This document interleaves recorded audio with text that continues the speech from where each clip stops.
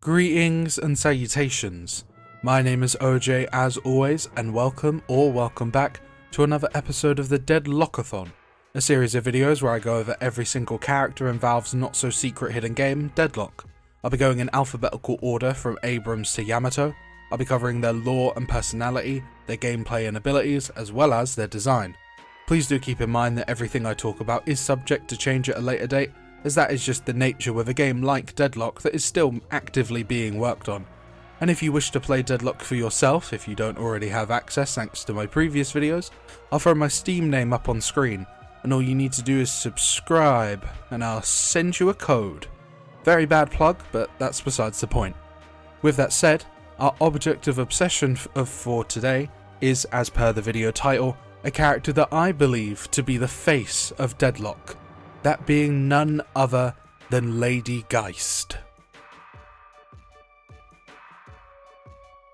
Now, as I do in all of these videos, I would like to start by discussing her lore and, some bits and pieces about her personality.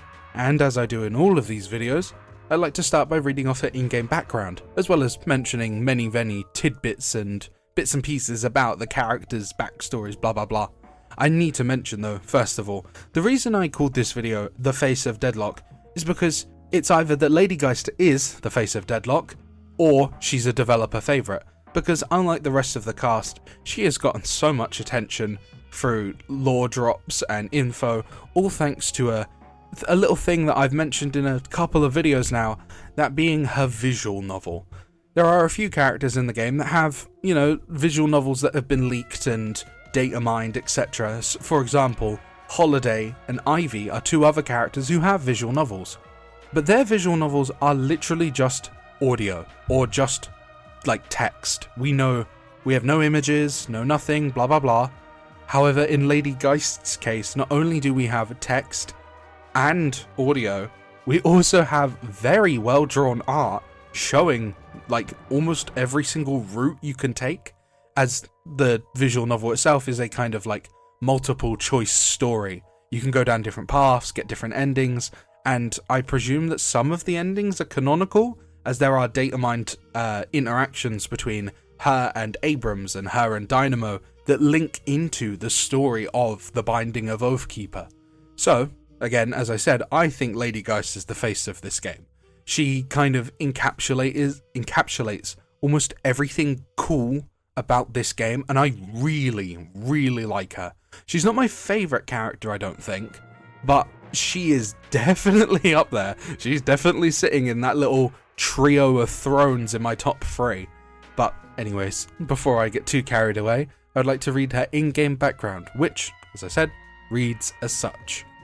Once, Lady Geist was the toast of the town, but as time passed and her beauty faded, she found herself further and further from her glory days in high society, until finally she was nothing more than a frail woman in a nursing home, telling stories of a glorious past. And that's when Oathkeeper revealed himself. A powerful spirit from another plane, Oathkeeper offered her a path to reclaim her past glories. He could restore her youth. All she had to do was drain the essence of the living to sustain herself. Geist was torn. Obviously murder was ghoulish business, and undoubtedly Oathkeeper was not an entity that could be trusted. But still, the thought of having a second chance of reliving her youth was too good to pass up, and so she concocted a plan. After making a pact with Oathkeeper, she would bind and ward him, limiting his influence and pull over her. Oathkeeper would still get fed, but on her terms, not his. However, as years have turned to decades, the strength of the ward has weakened, and Oathkeeper hungers more than he ever has in the past. Yeah, I'm not even, that's her in-game background, but thanks to the Binding of Oathkeeper, the lovely visual novel, we do actually know a lot more information about her past. For example, she was born in France, per the name, Jean. I know some English speakers may call it Jean, but it is Jean because it's the French speaking of it. She was born in France in 1815. She married a German artist known as Johann Geist. Jean and Johann had a son named Walter in 1850, and Johann died in 1880. In 1899, when Jean was around 84 years old, the first maelstrom happened, which, if you don't know, maelstroms are kind of like the incident event for all of the occult, otherworldly shit coming into Deadlock's version of, America. It brought various supernatural forces to Earth, and Oathkeeper was one such force, which was, funny enough, the same time, obviously, she made the pact with Oathkeeper to regain her youth in exchange for draining the life of others. With the help of Walter, her son, she made a ward that kept Oathkeeper under control, which, that's actually kind of a crazy statement. I mean, her son made a ward to bind this otherworldly spirit? Damn, he didn't even... nobody even knew what these spirits did, and he was able to create something like that? Props to her son. But besides that, Walter also had a son that he named after his father, so Johann Jr., and Johann Jr. became a doctor, and after Walter died, he did the maintenance of his grandmother's ward. Jean and Walter had a terrible sense of humour, according to Johann Jr. Now, 50 years after her initial pact, and on the eve of the second maelstrom, Geist has decided how she'll deal with Oathkeeper, and whether she'll continue to kill others to stay young or accept her natural aging and eventual death. That's kind of the sort of general plot of the Binding of Oathkeeper, and from that point forward you can go down all the different paths and stuff. Some of the endings and some of the decisions that can be made, and some of the stuff it tells us about Lady Geist is really damn interesting. Like, one of the endings is giving Oathkeeper over to Maximilian Fairfax, who, if you do not know, is evil white businessman who he is like super evil. I mean, he's Pocket's father, if of course any of you know who Pocket is, and it's highly speculated that he actually ordered the assassination of Pocket, not only on his 18th birthday, but also on his wedding day. What a lovely father, right? Absolutely insane, man. But yeah, that is actually one of the endings, to give Oathkeeper over to him. Another one of the endings is where she visits Miss Shelley, so Bebop's creator. And if you ignore Miss Shelley's words or go to threaten her, Bebop with a single punch can actually break the sort of, what's it called, the ward on Lady Geist's arm, and you actually get to watch her like grow old. Like, there's so much shit in the Binding of Oathkeeper. I'll throw up some of the art on screen like a little bit later when we talk about her design, but like some of the options and some of the information that we learn about, it's just really interesting. Like, just in general, like all of it is just so interesting. And I will admit though, the Binding of Oathkeeper is clearly a little bit dated, as in the Binding of Oathkeeper we get to see artwork for Dynamo, Infernus, McGinnis, and all of them have their older designs. Infernus's design is basically the same, but in the visual novel he has a tail, which of course he doesn't have in game. And Dynamo has his original design, which I showed, in Dynamo's video. And McGinnis can be seen wearing like just very plain colours, very just like she has her old design before she got the redesign with like the red sort of thingy in her hair, the red, it's not bandana, what would you call it, the tie, I don't know what that is, I forget the name, it's escaping me as of current. But besides, the Binding of Oathkeeper and how much like sort of information we find out, by the way, one of the endings is actually McGinnis making like a super powered ward, and like there is actually artwork for it. I'll throw it up on screen now, where her entire arm is just like covered in metal. Like, I just, Lady Geist is either the face of this game or she's a developer favorite, because she has gotten a lot of special treatment. She has just so much like lore to her, way more than like any other character in this game, I would argue, at least. And speaking still of her lore, and more importantly her character interactions, so how she links to other characters, I mentioned this in Kelvin's video, but she funded Kelvin's Arctic expedition, which of course got, him killed. She has an old grudge against Paradox, and Paradox has stolen one of her husband's paintings, and I will play an interaction between the two of them because I just find it incredibly funny, and it shows a lot of Lady Geist's personality. In one of the visual novel endings, Abrams actually moves into Lady Geist's apartment, which there are voice lines about, mostly from Dynamo teasing Abrams over like, you know, lovers between them, which Abrams does get very defensive over. And there's a few other characters that she, like, on a general, speaking of Lady Geist's personality, she is incredibly stuck up. She is a incredibly rich woman. And as a result, she kind of has that sort of stuck up, I'm better than you because I have way more money and the outfit I'm wearing is, you know, your entire life savings all in one go. Like, she is high society, not like, she's not bitchy per se, but she is very, like, stuck up. She knows her limits, of course, through certain interactions. We know that she is doing this because she knows she where am I going with that? I have no clue. I have no clue where I was going with that. I do apologize. But yeah, she's a very stuck up person. There's very few characters in the game that she actually likes, and even if she does like them, it's usually because she wants something out of them. So for example, she likes Mirage, but that's because she wants to talk to Nishala, the sort of woman inside of the little, is it an urn? I don't actually, is it an urn? The jar? The jar Mirage carries around? Like, the only character she seems to like, without actually having anything to gain from them, is Shiv, of all people. She finds Shiv attractive and asks to have a drink with him after the ritual. Shiv? Really? Of all people? I mean, don't get me wrong, Shiv's a attractive looking fella, but wow, of all people Lady Geist would get attached to and find attractive. Shiv? Interesting.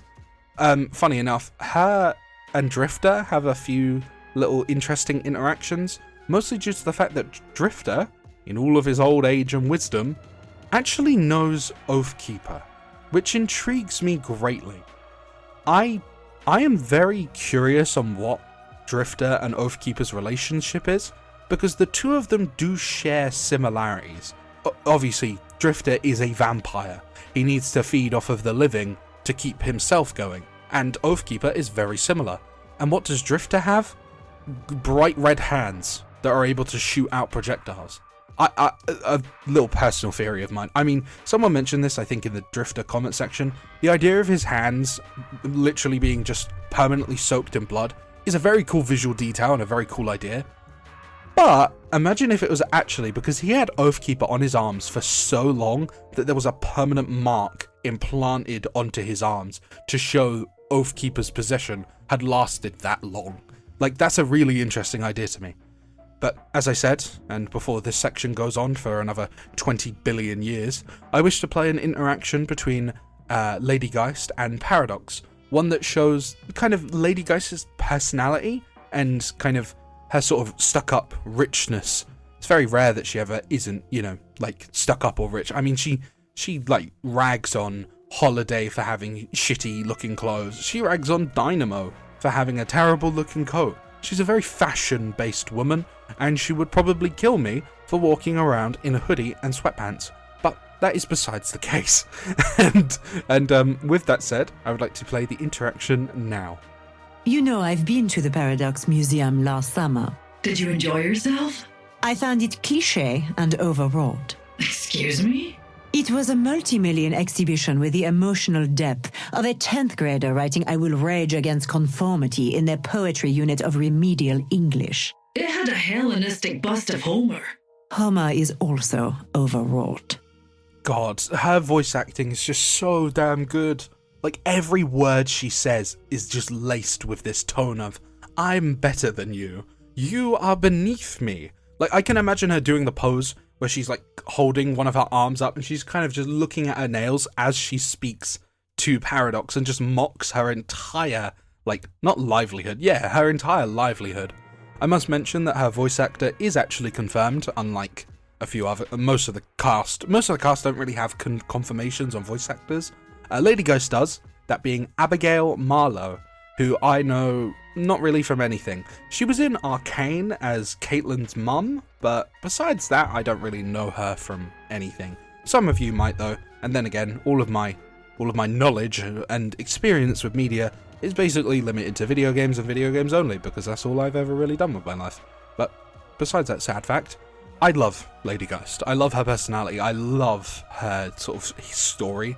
But that's because really she has an advantage over everyone else in the fact that we know way more about her, and we have her personality on display, not only through, voice lines between characters, but also through the Binding of the Oathkeeper visual novel. There's so much stuff there that we learn about her, such as her entire family history, and the fact that she has a son and a grandson and all of this, because of a visual novel that, well, isn't actually out yet. I can't wait to see what they do with it though. Like, the Binding of Oathkeeper will eventually be added to the game properly, and we will be able to play through it in its finished version. But what intrigues me is, where are they going to go with it? Because as I mentioned this in the Kelvin video, I'm really intrigued to see if Deadlock has a story that evolves over time, and that changes and does all these different things. Like, say, I know eventually Kelvin figures out what happened on his expedition, or Kelvin finds out that Seven is actually his long lost gay lover. Like, I'm intrigued to see where they go.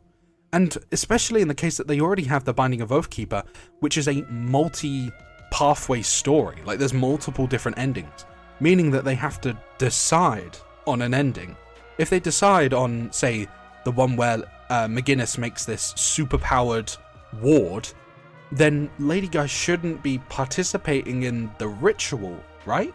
Like, she should have her resolution solved, no?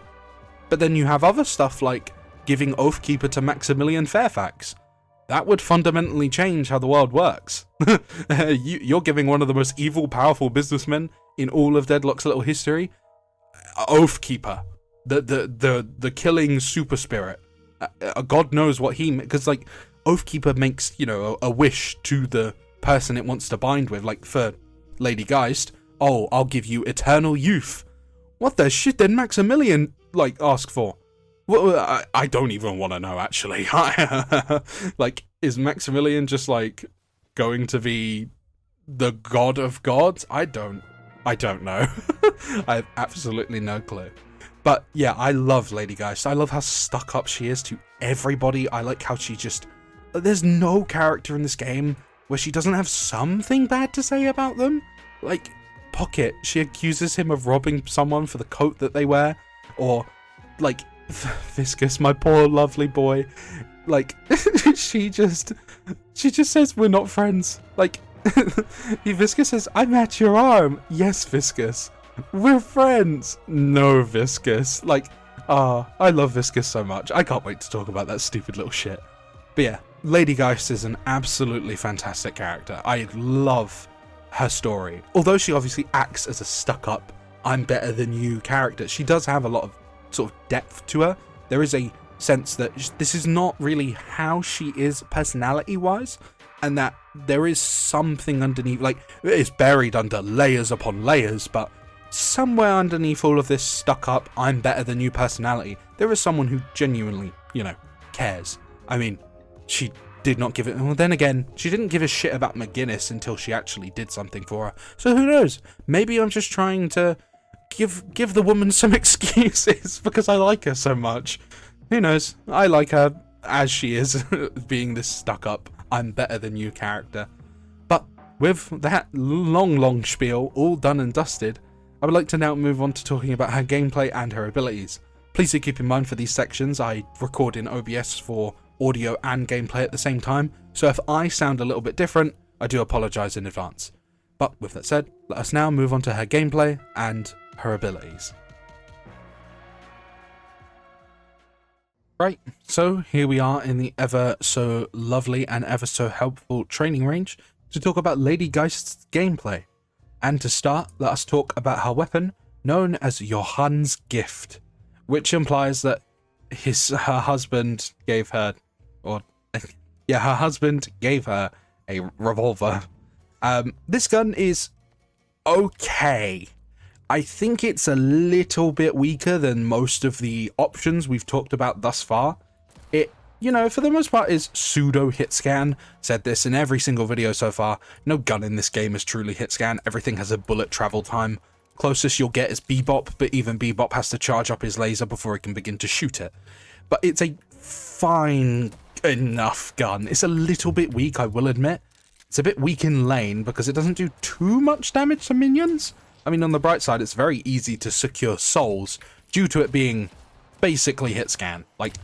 it's not hard to secure souls, but it just doesn't do too much damage, which makes it a little weak in lane, and I would argue not very good to build into. I mean, every single one of Lady Geist's abilities is just super. She's a very spirit-focused character. She benefits far more from health items and spirit items than any gun build could ever wish. Like, I think a gun build is a bit redundant. You will just be at a disadvantage, just flat out. The only abilities or items that I would really argue she can use from the gun section are things that can, you know, make her shoot better, like, or not shoot better, like stuff that can make her bullets do more, or allow her to do more spirit damage. That's the words I'm trying to say. Like something like Spirit Rend. Your abilities apply, or your bullets apply a debuff that reduces the spirit resist of your target. Yeah, something like that would be good on her. But actually, like, using the gun, like, to do damage and kill people, I don't know. It just doesn't feel correct. It just doesn't feel right, almost. I don't know. The gun's fine, it's whatever, but I know it's good in lane, it's good at securing souls, like, but that's kind of it. I don't know, maybe I'm underplaying it, but I just don't really think her gun is that good.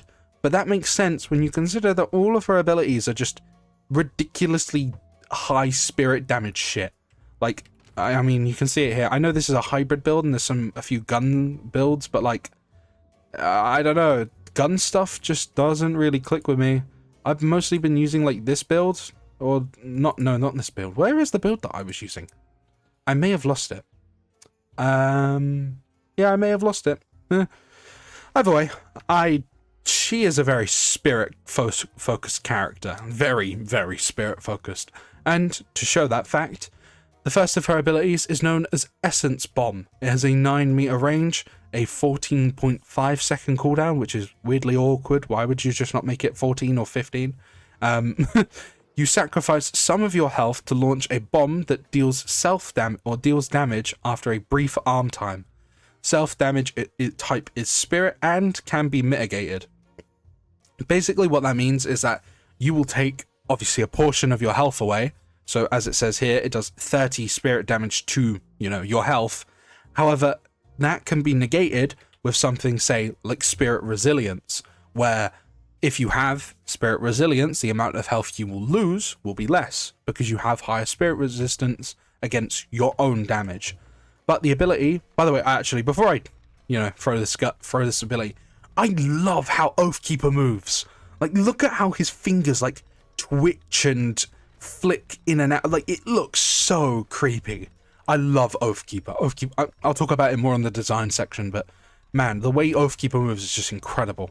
But yeah, as you can see, you kind of get this sort of indication of where the bomb's radius will be. It will be, you know, floating in your hand, and when you throw it, you'll see that I lost 30 health when I actually threw it, as per the description of the ability, and then it will, after a brief arm time, then explode in the radius. You know, and this is Lady Geist's bread and butter. This is where, like, all of your damage, if you do, you know, like, spirit builds, is probably going to come from. Because this thing, I mean, it does 90 damage at base, right? And that scales with spirit damage. And, I mean, you can get this thing to be really, really damn stupid. Because, well, it just does a lot of damage. Like, you'll see, obviously, with the upgrades, you reduce the cooldown by 4 seconds, bringing it to 10. You increase the base damage by 55, bringing it to 145, and this is the main part I want to mention. The third upgrade causes the bombs to leave a toxic mess on the ground, dealing 26% of the original damage per second for 6 seconds. So now, when you throw the bomb, you leave this pool on the floor, which, if I obviously put an enemy in it, does damage over time. Now, this damage will proc any of the stuff you have. So, for example, Escalating Exposure is probably one of the strongest items on Lady Geist, because not only does this, there's other parts of her kit that kind of enable it, but if an enemy is stuck in this ring, they'll just be losing more and more spirit resist as they're stuck in it. If you have any items that heal you off of damage, like any spirit lifesteal, you'll be getting, you know, the constant procs off of that damage over time. If you have something like Healbane, your spirit damage applies a healing reduction. Any, like, sort of people stuck in this zone will take, you know, constant damage. And of course, as it said, it scales with spirit power. So this thing can just do this fat initial burst of damage. Like, I'm talking sometimes in late game, you're going to be doing like 30% of their health bar with just a single bomb. Like, and then you leave this pool on the floor that just disrupts where a team can actually fight. So you can be really just disruptive. Like, say you're all fighting under the patron and like, yeah, fighting in the little pit, fighting for the patrons, literally like the end of the game. I don't care, you just throw the bomb anywhere in that little ring, that area just becomes inaccessible. Because you can obviously get stuff like Mystic Slow, which then makes your spirit damage slow people down, which, you know, can be quite, you know, annoying, because now you're slowed in this pool of doom. You can get stuff like Mystic Expansion, which, of course, would make the bomb bigger, which then makes it the area that it leaves behind. Like, if I buy Mystic Expansion, right, and view it on my first ability, not only is the bomb way larger, but so is the radius of the ring, meaning you can just deny areas. And it's also incredibly potent in lane, because you are able to farm up minions very, very quickly. However, as it says, it takes away from your health when you use it. So, early game, you want to be very conservative with how you use the bomb. Do not use your bomb at every chance you get. I have seen many Lady Geists just kind of throw their bomb whenever they can, at everything they can. And you will die because of this. You will die very, very quickly because of this. You will just be draining your health over and over and over to the point that you're on low health, and when they actually push and you need to use your bomb, you don't have it, or you can't use it, because if you do, you will be in one-shot territory to a literal fly. You need, in the early game, before you can get like Spirit Resist and Spirit Lifesteal or any healing items, you need to be careful with how you use your abilities, just full stop. The bomb especially, because of course it does 30 damage, which isn't, you know, in lane, that's not a small amount. 30 damage is like, you know, especially since you'll be throwing them out like every 15 seconds. A lane can last up to like 8 minutes. If you're just throwing them every chance you get, you will just get yourself killed. You need to throw them when you know you can get a hit off of them, or when you know, presume you can. I probably myself, in the B-roll footage you saw in the background, probably many times threw the bomb when it probably wasn't worth it. But sometimes you have to take risks. Lady Geist is a very high-risk, high-reward character, in my opinion. You will be on the edge of death many times, but you'll probably kill everything in your sight when you're there. Like, the only other characters who I would suggest are high-risk, high-reward are other characters that play around with their health. I'm talking about Victor. Victor and Lady Geist share a lot of similarities in basically living at like half health or lower. Like, it's very... the both of them will be on low health quite a lot, but in the blink of an eye, they will suddenly be at full health if you just turn away from them for 5 seconds. Lady Geist is obviously, as I said, one of those characters, because she just benefits so much from spirit damage and lifesteal and all of this crazy just shit, per se. Like, she can be an absolute tank, and the bomb is where the majority of her damage will come from, as I said. Though, of course, there are builds that, you know, go into her other abilities, blah, blah, blah, but the bomb will do a lot of damage. Seriously, some serious damage. Though I feel like you probably get the point by now. Anyways, her second ability is known as Life Drain. It has a 18-meter radius. Range? Radius or range, one of the two. Is a 2.5 second duration, a 30-second cooldown, and you create a tether that drains enemy health over time and heals you. The target must be in line of sight and within maximum range to drain. You can shoot and use other abilities during the drain, but your movement speed is reduced. You can also press the middle mouse button to give health to your friendly heroes. It does 32 damage a second, the amount of damage to healing is 80%, and the max tether range is 30 meters. So even if you bought like as many range increases as you possibly could, you cannot go above 30 meters. Which is, you know, weird, because most other abilities don't have like a limit on how far they can go. But just to show sort of what that heal looks like, if I put myself at half health and then use it on this enemy, you'll see that she kind of sucks the life out of them for a brief period. And you will, obviously, you know, heal the health or the damage back.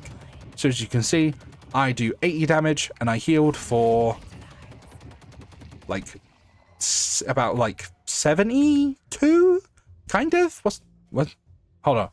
80% of 80 damage. Putting my finger to my chin right now. I can't think. 64? Should be 64 health, I think. At base, of course. And just to show what the other half looks like, if you point it at an ally, you can see the sort of middle mouse key. And if I do that, I can, well, of course the ally thingy isn't, you know, lowered health, but you'll use your health and give it to the enemy. This ability is going to be very useful for you both in lane and in late game, as of course, per every single one of her abilities, she does drain her health to use them. Well, her main 2 damage dealing abilities, you drain your health to use them.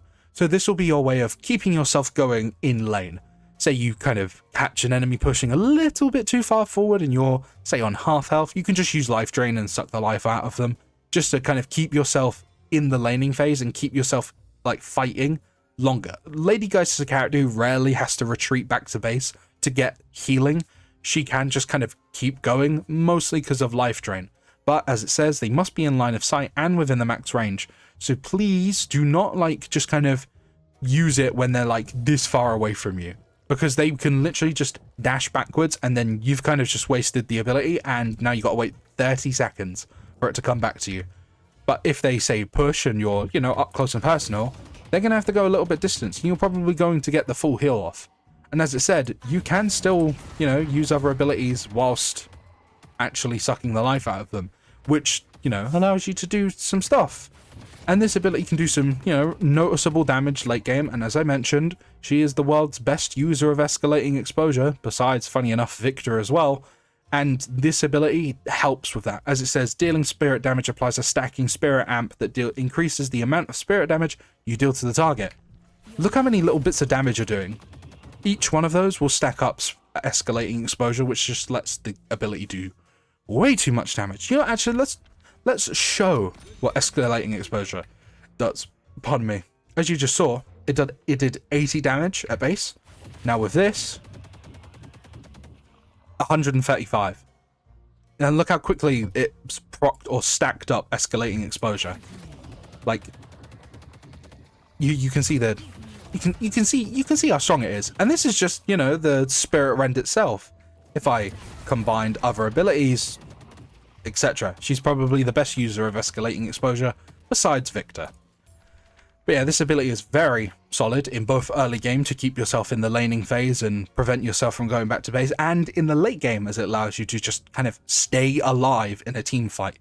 Though of course you do have to play around it, as per its upgrades, you do not get any cooldown reductions. So the only way the cooldown of this ability will be reduced is through items that reduce cooldowns. So please do keep in mind, it has a long cooldown and it will be your main way of keeping yourself sustained outside of items, of course. So use it sparingly and when you think you'll get the full kind of damage out of it. Because if you only get like half the damage or half the healing, you're probably going to get screwed over. But anyways, on its first upgrade, you get an extra 18 damage per second, bringing it to 50 damage per second, which of course also increases the amount of healing you get because it, you know, converts your damage to healing. On a second upgrade, you get an extra 2 seconds to the duration, increasing it to 4.5 seconds. And on the third upgrade, you make it so the ability becomes charged and you grant yourself an extra charge, meaning that you can use this ability kind of like not back to back because it doesn't actually say how long the cooldown is between charges, funny enough, on the description, but either way, there will be a cooldown between charges, so you can't just like use the suck and then use the suck again. I call it the suck. I don't know many people that don't call it the suck. I've never seen someone saying I'm being life drained right now. Most people say Lady Geist is, yeah, you get the idea. But yeah, this ability is very solid. Obviously the force, the basically 5-second duration is quite noticeable. Like, yeah, you can see how long that goes on for, and funny enough, that was something I forgot to display earlier. The reduced movement speed is quite, you know, noticeable, which is to prevent, obviously, Lady Geist from just getting, like, free damage off and free healing off, but no, you can still dash around and jump and slide and stuff, so it's not like they can just get away scot-free. But yeah, this ability will be the main way you keep yourself alive in lane and will be very useful later on when you can you know, stack debuffs, because remember, you could like stack Healbane, you could just do a lot. You can just do a lot. I'm sure you're getting the idea.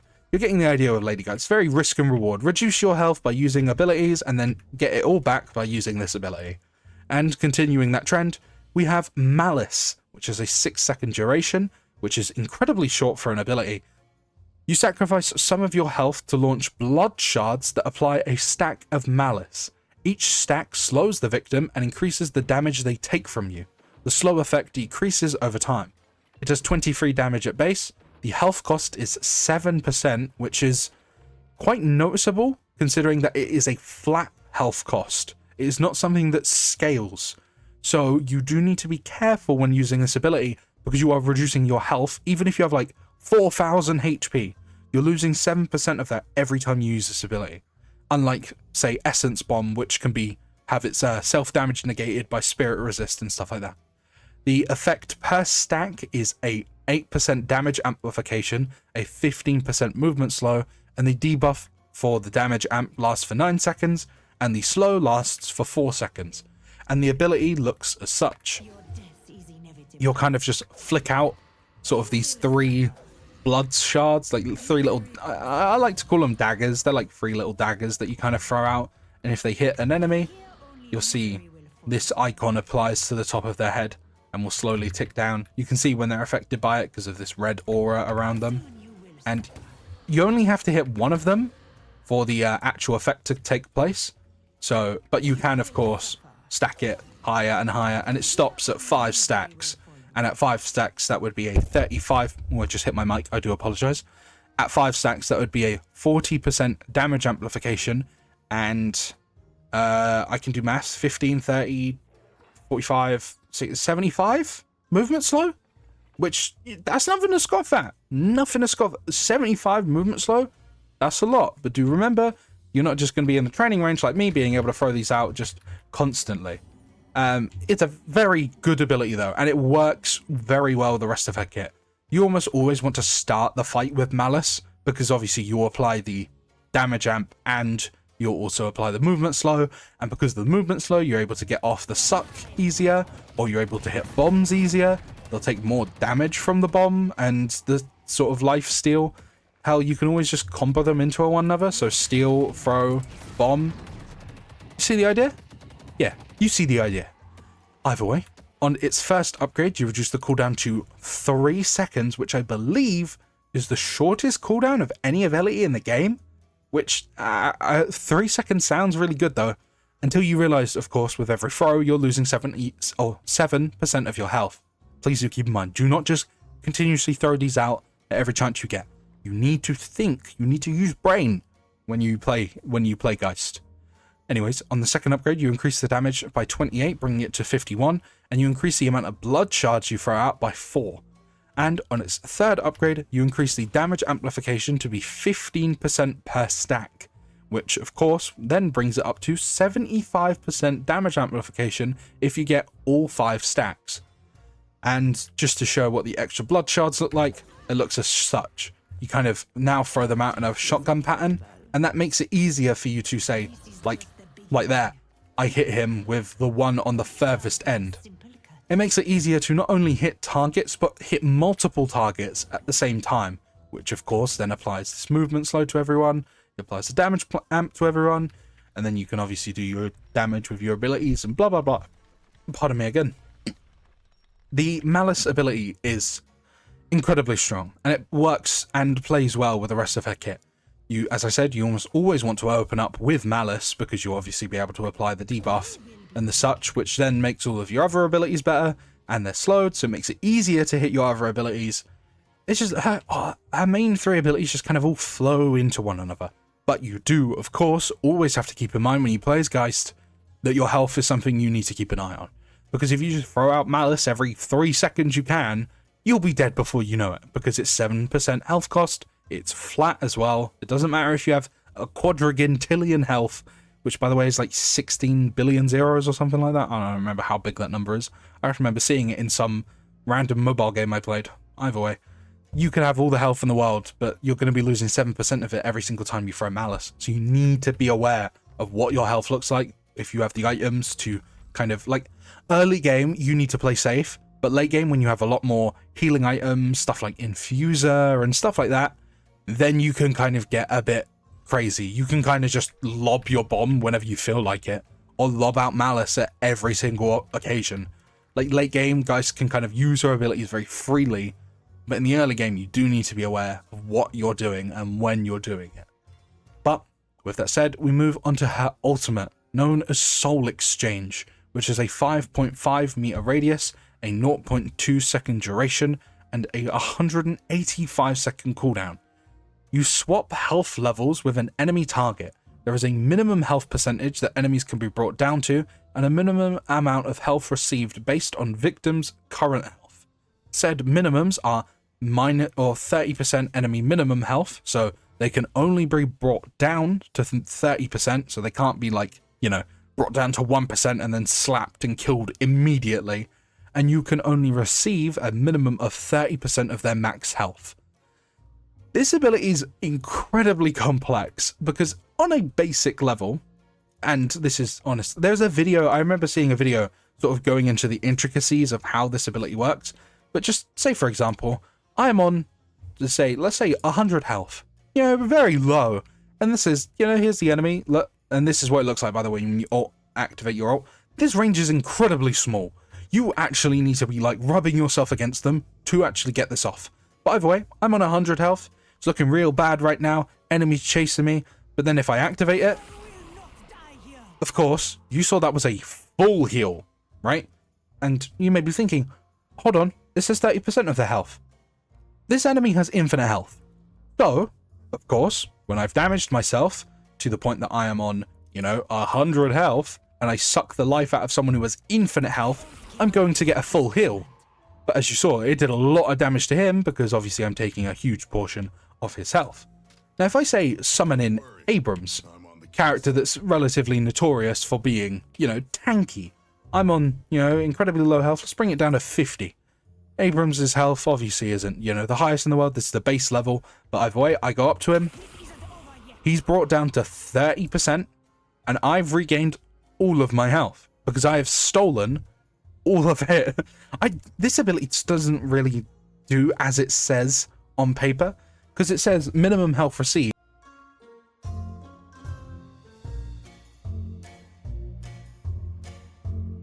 I understand it now. The minimum amount of health you can take from an enemy is 30%. So you can obviously take way more depending on your health. And the minimum amount of health you'll receive is 30% of your current health. So say you're at full health and you suck an enemy that's at low health, you will still receive an amount, and at minimum it is 30%. But of course, if you are on low health and they are on very high health, you will suck out way more with Soul Exchange.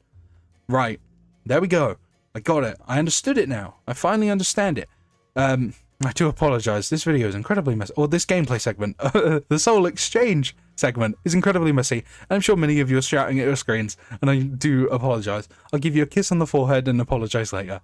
But either way, on its thirst upgrade, thirst upgrade? I meant first, as in F.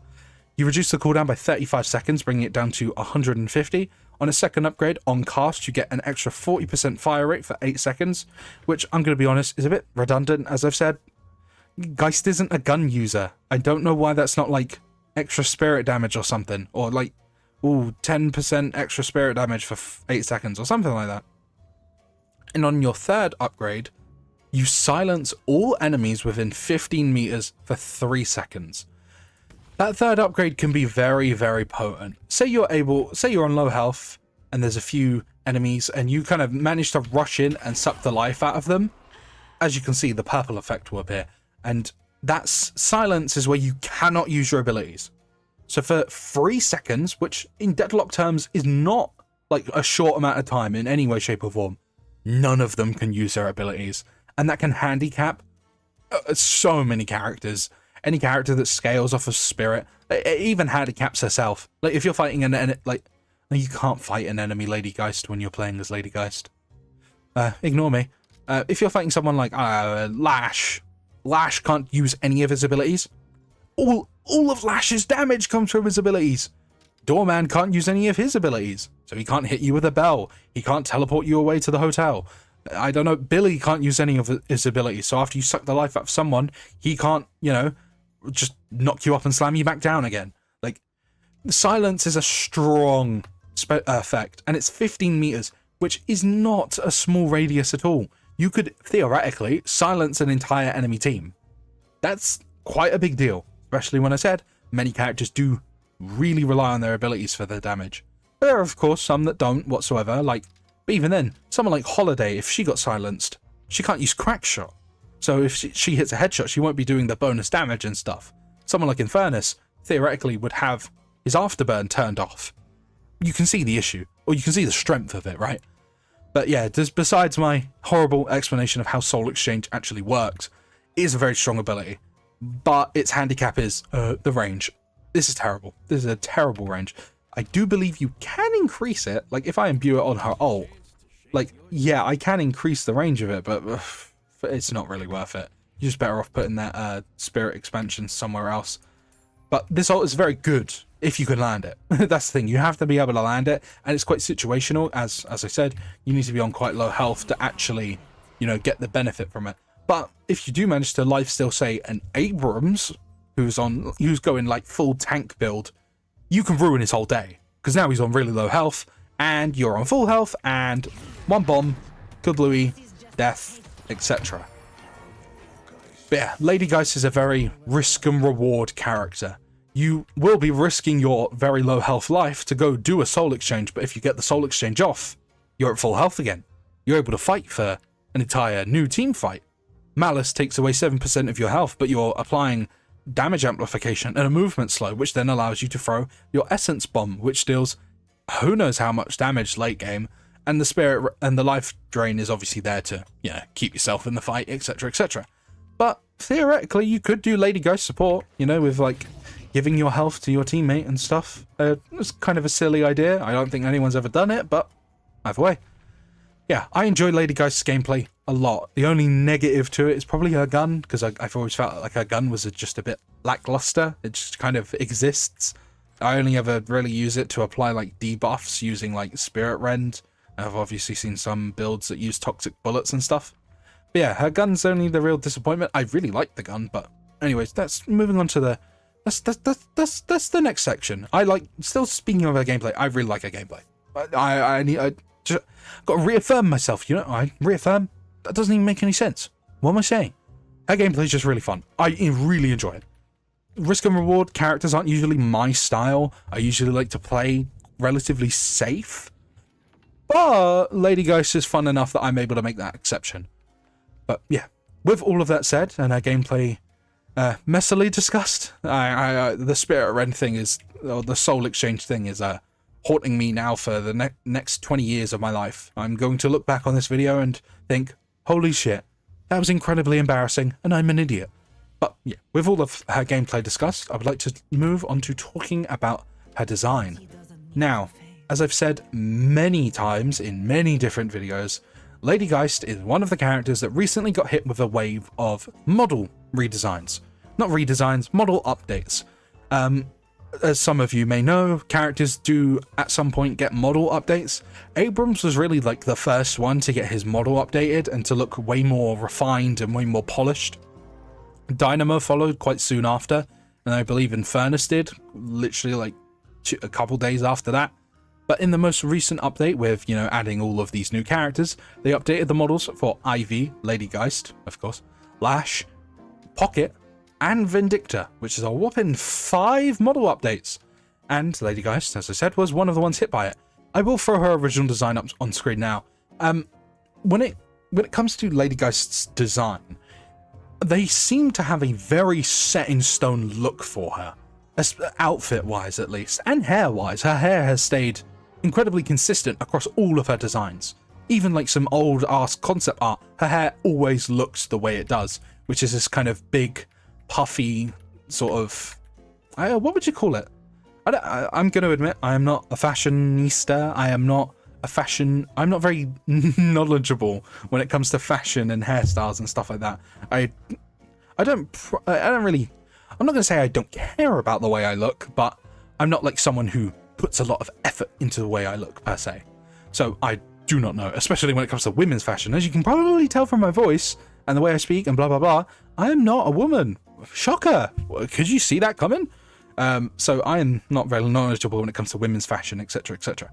But Lady Geist's hair has stayed relatively consistent. I'm not sure what this hairstyle is, but it is incredibly, it's very 50s, which, well, shocker, Deadlock is a 1950s noir game. Occult, noir, 50s, you know what I mean. Her hair is very reminiscent of the 50s. The pin in the hair is also very reminiscent of 50s. She's got these big sort of jade, I want to say they're probably jade or emerald, something. She's, where am I going with this? She's rich. She's incredibly rich. I said this earlier, she's incredibly rich, and she definitely looks it. And this look for her has stayed consistent across all of her designs, including concept art that we've seen from ages ago, her old model, some of the models that got leaked in the files. But one thing they seem to be kind of mixed on is how she looks facially. I will throw up some images from the Binding of Oathkeeper visual novel. In that, Lady Geist looks around, I would say, early 30s. However, I would argue that her current look on her face is kind of like mid-20s. And there's a few models leaked in the files where her face looks, you know, late 20s or mid-30s. Like, they seem to be kind of conflicted on where they want her visually, facially to look, how young they want her to look. Because as I've mentioned in the lore segment, she wished for eternal youth. So what consists as eternal youth? Would it be early 30s? Would it be mid-20s? Would it be early 20s? That seems to be something they're still kind of conflicted on when it comes to her recent redesign. I really like this look for her now. Like the current one, where she looks like mid-20s, I really like this look. It kind of, to me, fits what a sort of rich fashionista would consider youthful. Mid-20s, that's like the prime of her life, as she would probably put it. But moving on from her... By the way, let's get it out of the way, guys. She's incredibly attractive. Unbelievably attractive. I would go for Lady Geist no matter the age. She looked unbelievably attractive even in her 80s. She is a stupidly attractive woman. And every design they've given her, I have been like, whew, attractive as hell. Every single time I see her. You'll probably notice a pattern considering the two women I've mentioned so far who I think are incredibly attractive. The other one being, let's try and do this for the third time now. Cadence. Cadence, I believe that's how you say it. I'll throw an image of her up on screen again, but you'll probably see a pattern. I think Lady Geist is unbelievably attractive, but I'm moving on from her attractiveness, which is something that she values, by the way. She very much values her looks, so the fact that she is incredibly attractive only makes sense for her. But speaking of her actual outfit, it's kind of like a sort of long green dress. You can probably see it, but she's very green. And I really like the green. Green is my favorite color. Here's a little fun fact about me. So Lady Geist is obviously going to catch my attention. But the green dress looks really lovely. I love how it goes from like dark green near the top and then slowly becomes lighter as it moves down. Like I really like that sort of visual look for her. She has sort of like black tights on underneath the dress, like sort of on her legs. She's got high, what are they called, stilettos? Yeah, I think like black stilettos on, which, I mean, props to her for fighting in stilettos. Like, you've seen how this woman moves. Like, how is she doing these hops and skips? Or how is she sliding in heels? Like, even McGinnis, I think, makes a point about that. I think it's McGinnis. Someone says or jokes about her fighting in a dress or dressed. I think they say dressed like this. I don't remember who says it, but someone says, like, mocks her for fighting in a dress. And this is a design trope that I really love, but like this big, fluffy or furry kind of coat around her shoulders, I really love it. When it comes to most hero shooters, they are kind of designed, like characters are designed silhouette first.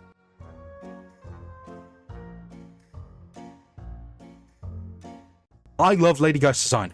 I think it's unbelievably fantastic. It fits perfectly into the 1950s noir aesthetic. She has a very sort of Marilyn Monroe feel to her in a sense. Sort of this incredibly rich, I don't know, where am I going? Where am I going? I just like Lady Geist's design. I'm trying to like make a big artistic critique. I don't know what to say. I just really like her design. She just looks unbelievably gorgeous. She has a lovely green dress. I really like the big fluffy coat around the shoulders. That's kind of like a personal weakness for me. I don't know, she just looks great. She just looks fantastic. And I said it earlier, Oathkeeper. This is Oathkeeper, the green arm. He looks so evil. He just looks evil. I don't like, he just looks toxic. He actually looks like a poison just attached to her. And that is awfully befitting, considering that, you know, Oathkeeper is literally a leech. He literally leeches the life off of people. I love that he's just this bright green, toxic looking sludge arm with like wicked, long, sort of sharp fingernails.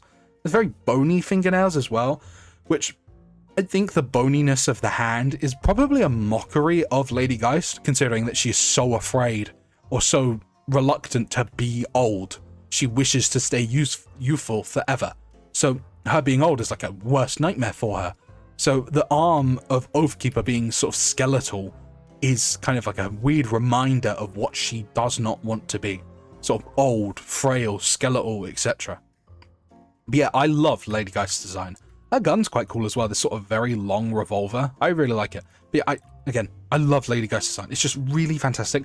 I wanted to make an argument about like shape design and silhouette design, but I realized that shape and silhouettes kind of go hand in hand.